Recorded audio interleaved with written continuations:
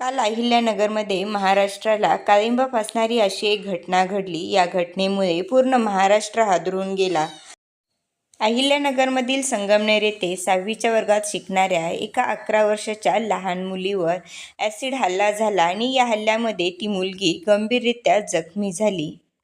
या हल्ल्यामध्ये ती चिमुकली 60% भाजली गेली आहे. तिच्या चेहऱ्यावर आणि हातावर ॲसिड पडल्यामुळे तिला खोलवर जखमा झालेल्या आहेत.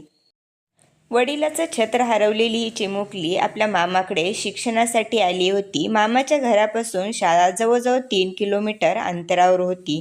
ती रोज सायकलनी ये-जा करायची. मुख्य रस्त्यापासून मामाचं घर हे 3 किलोमीटर आतमध्ये होतं.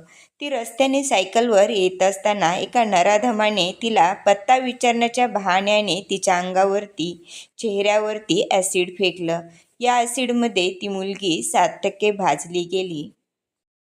या मुलीवर लोणी येथील प्रवरा ग्रामीण रुग्णालयामध्ये उपचार सुरू आहेत. पोलीस आरोपीचा आणखी शोध घेत आहेत.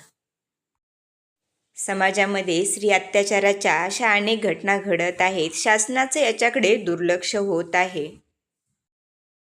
त्यामुळेच अशा मानसिकतेचे नराधम समाजामध्ये निर्माण होत आहेत. वेळीच यांच्यावर निर्बंध नाही घातला तर समाजामध्ये अशा अनेक घटना घडू शकतात.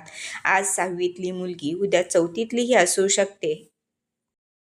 या फोडाफोडीच्या राजकारणामध्ये माझ्या शोभाचा महाराष्ट्र या सरकारने कुठं नेऊन ठेवला आहे. या समाजामध्ये ज्या घडणाऱ्या घटना आहेत त्या घटना पाहता सरकार या घटनाकडे गंभीरतेने पाहते की नाही याची शंका मनामध्ये निर्माण होते. अशा घटना जर समाजामध्ये घडत असतील तर पालकाच्या मनामध्ये भीती निर्माण होते. खरंच मुलींना शिकवायचं की घरात बसायचं असाच विचार येऊन जातो. या घटनेला जवळजवळ 24 तास उलटून गेले तरीही आरोपी मोकाट फिरत आहे. या चिमुकलीला ही आता तरी लहान आहे, कोणत्या गोष्टीची समज नाही, पण उद्या समाजाला फेस करताना तिला अनेक अडचणी येऊ शकतात. त्यावेळेस त्या मुलीच्या मनामध्ये कोणत्या शंका निर्माण होतील हे सांगू शकत नाही. अशा जर मानसिकतेच्या लोकांना मोकाट सोडलं तर अशा घटना आणखी भविष्यात घडतील. या नराधमाला पकडून कठोरात कठोर कारवाई त्याच्यावर झाली पाहिजे. या घटना फोफावलेल्या गुन्हेगारीमुळे जास्त प्रमाणात वाढत आहेत. वेळीच याची नांगी ठेचली पाहिजे.